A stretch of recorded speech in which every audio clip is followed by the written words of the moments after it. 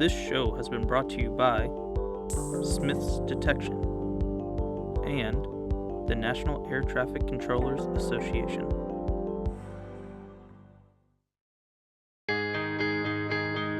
My voice is the voice that guides you home safely each and every day. 24 hours a day, 365 days a year. I am the voice of the safest and most efficient airspace in the world. I have to be 100% of the time. I am. I am. I am. I am a professional air traffic controller. Hi, I'm Todd Hauptli, and I'm joined in the studio today by Dr. Emilio González, the director at Miami International Airport. Emilio, thanks a lot for coming in. Thank you for having me. So, Miami has experienced a lot of passenger growth in the past couple of years. Talk a little bit about that. Well, our growth has really been astronomical. In fact, last year we grew 8%. We've grown 25% over the past few years. We're truly working hard to turn Miami from the gateway to the Americas to America's newest global gateway. And we're going to get there. Is most of that growth in international or domestic? Well, the growth has been, this year, the growth has been in domestic, but we're reaching out to new carriers constantly. Just a couple of weeks ago, we had our inaugural flight from KLM. We've got a lot more flights going to Europe. We have Finnish now coming in year-round. We have Qatar, we have Turkish. So we're constantly out there. Tomorrow we'll make an announcement on another carrier coming to Miami. So we're trying very hard to diversify our passenger base.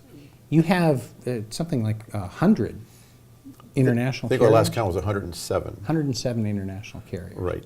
107 carriers overall. Okay. And then international destinations? All over the world except for Asia. We still don't have direct passenger traffic to Asia, which we're working on. And we don't have direct passenger traffic to Africa, which we're working on as well. Now, the airport is this gigantic economic engine in South Florida and in the region. You mentioned something about a foreign trade zone. Right. MIA is the largest single economic engine in the state of Florida. Last year, we applied for working with IATA, and we were designated a pharma hub. We're only the second airport after Brussels to be a pharma hub. So tell our viewers what that means. That means that our airport has passed all of the requirements. We meet all the specifications, the training, the handling requirements, the refrigeration requirements to transship and store pharmaceutical products to avoid spoilage. And that's a big deal. I mean, somewhere in the multi-billion dollar. somewhere in the neighborhood of 15% of pharma products that are shipped spoil en route. So being a pharma hub means more business. Our business is actually, our pharma business has increased about 50% since that designation. And now we're going to take it one step further, and we're having the airport declared, the entire airport's going to be a foreign trade zone. All right. An issue that was really big early in your tenure was the security lines at Miami. And you came to Washington and utilized a lot of your considerable skill set and previous experience to make sure that key people within the Department of Homeland Security and TSA understood that this was a big problem. Talk a little bit about where you are now. Well, first of all, we needed to have the federal government understand that we were and still are the second largest international passenger hub in the country, so that there was no cookie cutter approach to the problems with TSA and CBP. We resolved our TSA problems, and I'm happy to report that whatever problems we had with TSA are now negligible. Administrator Neffinger has been very, very supportive. We're in that list of 7 airports that they send out information every day, and I don't even think we've made a headline yet. So we're very, very appreciative. The CBP commissioner and the TSA administrator personally have been very involved in making sure that MIA doesn't experience the problems that other airports do. Yeah.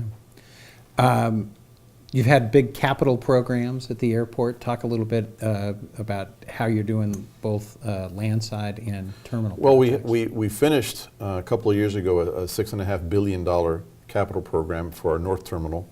Now we need to work on our central terminal. But at the same time, our growth is such that we're not really able to tear down a terminal for construction. So we've been doing a lot of intermediate projects. We have something called the TOP, which is the Terminal Optimization Program, which essentially increases the shelf life of what we have so that we can start doing some serious infrastructure work probably in the next 5 or 7 years.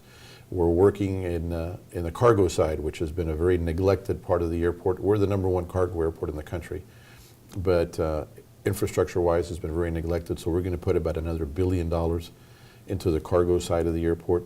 So it's very exciting. So we're not even where we need to be to put a new terminal up, but we're still looking at a couple $1 billion worth of infrastructure projects. Got time for one last question. I want to cover a topic that you and your team and me and my team spend a lot of time talking about, and that's innovation, technology, customer experience, passenger experience. Miami's been in kind of the forefront in a lot of that movement. Talk about why that's so important and what you're doing. Well, it's important because we are a landlocked airport. When I was a kid, Miami International Airport was way out there. Now, way out there surrounds Miami International Airport. So we have to do business in a much smarter way. We have to be more intelligent. We have to be smarter. We have to look at any innovation possible which will make the customer experience better. And that goes from technology. We have an e-magazine, mobile passport. We're the only airport that's beaconized, if you will, the entire terminal as opposed to, or the entire airport as opposed to a terminal. So it's important for us that we're on the cutting edge. I'm meeting with TSA and CBP to see how MIA could be a test bed for their new technology that they're rolling out. So it's a very exciting place to be because we understand that there's only so much we can do from an infrastructure perspective to help the passenger experience. So we have to just be smarter and use technology and leverage it every chance we get. Just as an editorial comment, it was a real treat to be able to award to some of your colleagues from Miami their inaugural AAAE Innovation Award out in Silicon Valley last month. Well, it was a real treat for us to be able to get it, and I'll tell you, it's the most important award I think we've had since I've been the director there, so I greatly appreciate it. Oh, that's great. Thank you, sir. Dr. González, thank you for being with us. We appreciate it.